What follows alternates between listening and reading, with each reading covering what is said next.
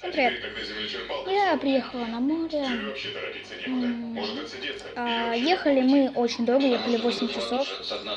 Не думаю. Моя сестра устроила такую истерику в машине. Я, короче, вот приехала, у нас такой номерок.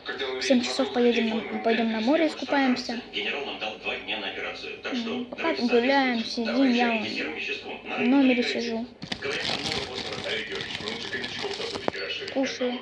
Ладно, давайте. И нормально.